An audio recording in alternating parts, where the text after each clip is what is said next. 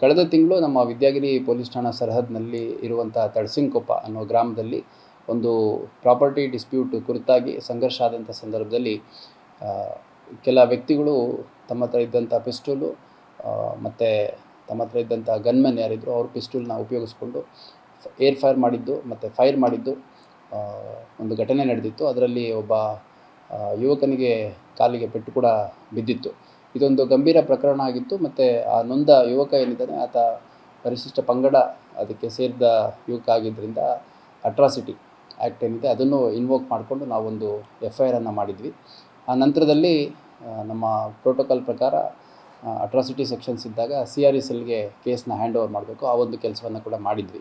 ಈ ಹಿಂದೆ 5 ಜನರನ್ನು ಅರೆಸ್ಟ್ ನಾವೇ ಮಾಡಿದ್ವಿ ನಮ್ಮ ಹತ್ರ ಇನ್ವೆಸ್ಟಿಗೇಷನ್ ಇದ್ದಾಗ. ಅದಾದ ನಂತರ CRE ಸೆಲ್ಲಲ್ಲಿ ತನಿಖೆ ಮುಂದುವರೆದಿದೆ. ಈ ಮುಂದುವರೆದು CRE ಸೆಲ್ ಸಿಬ್ಬಂದಿ ಮತ್ತು ಅಧಿಕಾರಿಗಳ ಲಭ್ಯತೆ ಕಡಿಮೆ ಇರೋದರಿಂದ ನಮ್ಮ ಯೂನಿಟ್ ಆಫೀಸರ್ಸ್ಗೆ ಅವರು ರಿಕ್ವೆಸ್ಟ್ ಮಾಡಿದರು, ಅಧಿಕಾರಿ ಮತ್ತು ಸಿಬ್ಬಂದಿಗಳನ್ನು ಒದಗಿಸ್ಕೊಡಿ ಮತ್ತು ಇಂತಿಂಥ ಆರೋಪಿಗಳನ್ನು ಪತ್ತೆ ಮಾಡಲಿಕ್ಕೆ ನಮಗೆ ಸಹಕರಿಸಿ ಅಂತ. ಅದರ ಹಿನ್ನೆಲೆಯಲ್ಲಿ ಈ ಪ್ರಕರಣದ ಪ್ರಮುಖ ಆರೋಪಿ ಸುಂದರ್ ಪಾಲ್ ಅಂತೇನಿದ್ದಾನೆ ಅದನ್ನು ಅರೆಸ್ಟ್ ಮಾಡುವಂಥ ಪ್ರಯತ್ನ ನಮ್ಮ ಅಧಿಕಾರಿಗಳು ಮಾಡ್ತಾಯಿದ್ರು. ಈತ ಒಬ್ಬ ಭಾಳ ವ್ಯವಸ್ಥಿತವಾಗಿ ಸಾಕಷ್ಟು ಅಫೆನ್ಸಸ್ ಹಿಂದೆ ಮಾಡಿರುವಂಥ ಒಬ್ಬ ಅಫೆಂಡರ್ ಆಗಿದ್ದಾನೆ. ಮತ್ತು ಈ ಕೃತ್ಯದಲ್ಲೂ ಪೊಲೀಸರಿಂದ ತಲೆ ತಪ್ಪಿಸ್ಕೊಂಡು ಭಾಳಷ್ಟು ಕಡೆ ಓಡಾಟ ಮಾಡಿದ್ದ. ಸುಮಾರು ಭಾಳಷ್ಟು ದಿನಗಳ ಕಾಲ 3-4 ವಾರಗಳ ಕಾಲ ಅವನ್ನ ಚೇಸ್ ಮಾಡುವಂಥ ಒಂದು ಕೆಲಸ ನಡೆದಿತ್ತು.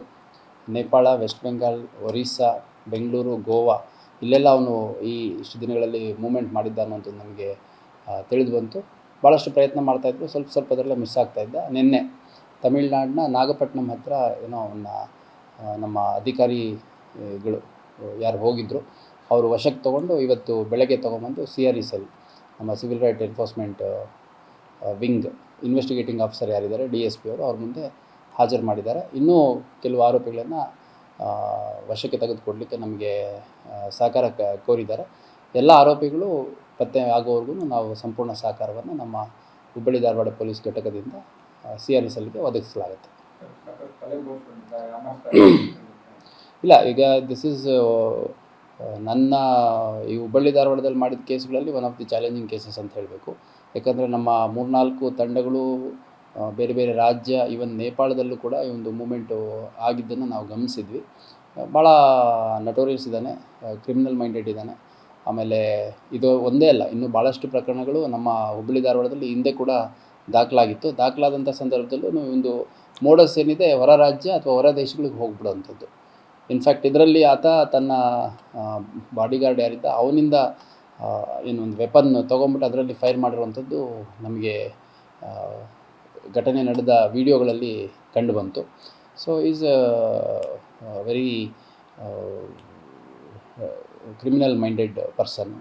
ಇನ್ಫ್ಯಾಕ್ಟ್ ಆ ಕೃತ್ಯದಲ್ಲಿ ಅವರು ಬೇರೆ ಬೇರೆ ಅವ್ರ ಕುಟುಂಬ ಸದಸ್ಯರು ಕೂಡ ಈಗಾಗಲೇ ಅರೆಸ್ಟ್ ಆಗಿದ್ದಾರೆ. ಇನ್ನೂ ಭಾಳಷ್ಟು ಜನ ಈ ಒಂದು ಕೇಸಲ್ಲಿ ಅರೆಸ್ಟ್ ಆಗೋದಿದೆ ಅನ್ನೋಂಥದ್ದು ನನ್ನ ಮಾಹಿತಿ. CRE ಸೆಲ್ ಅವರು ತನಿಖೆ ಮಾಡ್ತಿರೋದ್ರಿಂದ ಅದ್ರ ಬಗ್ಗೆ ನಾನು ಮಾತನಾಡಲಿಕ್ಕೆ ಇಷ್ಟಪಡಲ್ಲ. ಬಟ್ ಅದಾದಮೇಲೂ ಕೂಡ ಭಾಳಷ್ಟು ಜನ ನಮಗೂ ಈ ಒಂದು ಕುಟುಂಬದಿಂದ ಇವರೇನು ತಂದೆ ಮಕ್ಕಳಿದ್ದಾರೆ ಇವರಿಂದ ನಮಗೆ ತೊಂದರೆ ಆಗಿದೆ ಅಂತಂದು ಮಾಹಿತಿಯನ್ನು ಕೊಡ್ತಾ ಇದ್ದಾರೆ. ಅಂಥದ್ದೇನಾದರೂ ಸೂಕ್ತ ಸಾಕ್ಷ್ಯಾಧಾರಗಳೊಂದಿಗೆ ಬಂದಂಥ ಸಂದರ್ಭದಲ್ಲಿ ನಾವು ಪ್ರಕರಣ ದಾಖಲಿಸ್ಕೊಂಡು ಅಗತ್ಯ ಕಾನೂನು ಕ್ರಮವನ್ನು ಕೈಗೊಳ್ತೇವೆ. ಇವಾಗ ನೋಡಿ, ಅದರಲ್ಲೇ ಇವಾಗ ಅವನ್ನ ವಶಕ್ಕೆ ತೊಗೊಂಡ ತಕ್ಷಣ ನನಗೆ ಒಂದು ಡೀಟೇಲ್ಸ್ ಎಲ್ಲ ಕಳಿಸ್ಕೊಟ್ರು. ಅದು ನೋಡಿದಾಗ ಅವನು ತಲೆ ಬೋಳಿಸ್ಕೊಂಡ್ಬಿಟ್ಟು ಲುಕ್ ಡಿಫ್ರೆಂಟ್ ಮಾಡಿಕೊಂಡು ಮೀಸೆ ಬಳಸ್ಕೊಂಡು ಆ ಥರದ್ದೆಲ್ಲ ಮಾಡಿದ್ದಾನೆ. ಮೊದಲಿದ್ದ ಲುಕ್ಕೇ ಬೇರೆ. It is mainly to deceive police or ever has some details about him. ನಮ್ಮ ಹತ್ರ ಜನರಲಿ ಯಾರೋ ಒಬ್ಬರು ಮೀಸೆ ಬಳಸ್ಕೊಂಡು ತಲೆ ಬೋಳಿಸ್ಕೊಂಡು ಬಂದುಬಿಟ್ರು ಅಂತಂದರೆ ಅದನ್ನು ಗುರ್ತಿಡಿಯೋಕ್ಕಾಗಲ್ಲ. ಎದುರಿಗೆ ಅದೇ ವ್ಯಕ್ತಿ ಬಂದ್ರೂ ಗುರ್ತಿಡಿಯೋಕ್ಕಾಗಲ್ಲ. ಹಾಗಾಗಿ ಪೊಲೀಸರಿಂದ ತಪ್ಪಿಸ್ಕೊಳ್ಲಿಕ್ಕೆ ಸಾಕಷ್ಟು ಪ್ರಯತ್ನ ಮಾಡಿದ್ದಾನೆ. ಈ ಒಂದು ಪ್ರಕರಣದಲ್ಲಿ ಮುಖ್ಯವಾಗಿ ನಮ್ಮ ವಿದ್ಯಾಗಿರಿ ಇನ್ಸ್ಪೆಕ್ಟ್ರು ದಯಾನಂದ್, ಆಮೇಲೆ ಗೋಕುಲ್ ರೋಡ್ ಇನ್ಸ್ಪೆಕ್ಟ್ರು ಸಂಗಮೇಶ್ ಅವರು, ಆಮೇಲೆ ರಮೇಶ್ ಕಾಂಬ್ಳಿ ಅಂತ ನಮ್ಮ CCB ಇನ್ಸ್ಪೆಕ್ಟ್ರು, ಅದ್ರ ಜೊತೆಗೆ ಸಬ್ ಇನ್ಸ್ಪೆಕ್ಟರ್ಸು ವಿನೋದ್, ಆಮೇಲೆ ಶ್ರೀಮಂತ್, ಆಮೇಲೆ ಭೀಮಪ್ಪ ಸಾತಣ್ಣವರು, ರೂಪಕ್, ಈಗ 4 ಜನ ಸಬ್ ಇನ್ಸ್ಪೆಕ್ಟ್ರು, 3 ಜನ ಇನ್ಸ್ಪೆಕ್ಟ್ರು, ಮತ್ತು ನಮ್ಮ ACP CCB ಶಿವಪ್ರಕಾಶ್ ನಾಯ್ಕ್ ಅವರು, ಇಷ್ಟು ಜನ ಹಗಲಿರುಳನ್ನದೇ ಭಾಳಷ್ಟು ಶ್ರಮ ಪಟ್ಟಿದ್ದಾರೆ. ಈಗ ನಾವು ಭಾಳಷ್ಟು ಕೇಸ್ಗಳು ತುಂಬ ಕಾಂಪ್ಲಿಕೇಟೆಡ್ ಕೇಸಸಲ್ಲೂ ಆರೋಪಿಗಳು ಭಾಳ ಈಸಿಯಾಗಿ ಸಿಗ್ತಾರೆ. ಈ ಒಂದು ಆರೋಪಿದು ಕಂಡಕ್ಟ್ ಏನಿದೆ, ಇನ್ಸಿಡೆಂಟ್ ಆದ ತಕ್ಷಣ ಅಲ್ಲಿಂದ ತಪ್ಪಿಸ್ಕೊಳ್ಳೋವಂಥದ್ದು, ಆನಂತರ ಗಾಡಿ ಬಿಟ್ಬಿಟ್ಟು ಒಂದು ಬೈಕ್ ಹತ್ಕೊಂಡು ಹೋಗುವಂಥದ್ದು, ಆಮೇಲೆ ಇನ್ನೊಂದು ಯಾವುದೋ ಗಾಡಿ ಕರೆಸ್ಕೊಂಡು ಅಲ್ಲಿಂದ ಹೋಗುವಂಥದ್ದು, ಮತ್ತು ಕಂಟಿನ್ಯೂಸ್ ಮೂವ್ಮೆಂಟಲ್ಲಿ ಇದ್ಕೊಂಡು ಪೊಲೀಸರ ಕೈಗೆ ಸಿಗ್ದಂಗೆ ತಪ್ಪಿಸ್ಕೊಳ್ಳೋವಂಥದ್ದು, ಮತ್ತು ನೇಪಾಳದಲ್ಲಿ ಯಾವುದ್ಯಾವುದೋ ರೂಟ್ಸು ಚಾನಲ್ಸ್ ಇಟ್ಕೊಂಡ್ಬಿಟ್ಟು ನೇಪಾಳಕ್ಕೆ ಎಂಟ್ರಿ ಆಗಿರುವಂಥದ್ದು, ಇದೆಲ್ಲ ಭಾಳ ಸಿಸ್ಟಮೆಟಿಕ್ಕಾಗಿ ಪೊಲೀಸರಿಂದ ಎಸ್ಕೇಪ್ ಆಗಲಿಕ್ಕೆ ಪ್ರಯತ್ನ ಮಾಡಿದ್ದಾನೆ. ಇದೆಲ್ಲವನ್ನು ತನಿಖಾಧಿಕಾರಿಗಳು ತನಿಖೆಯಲ್ಲಿ ಮತ್ತು ನಮ್ಮ ತಂಡ ಏನಿತ್ತು ಇದು ಒಂದು ವರದಿ ಮುಖಾಂತರ ತನಿಖಾಧಿಕಾರಿಗೆ ಕೊಡುತ್ತೆ.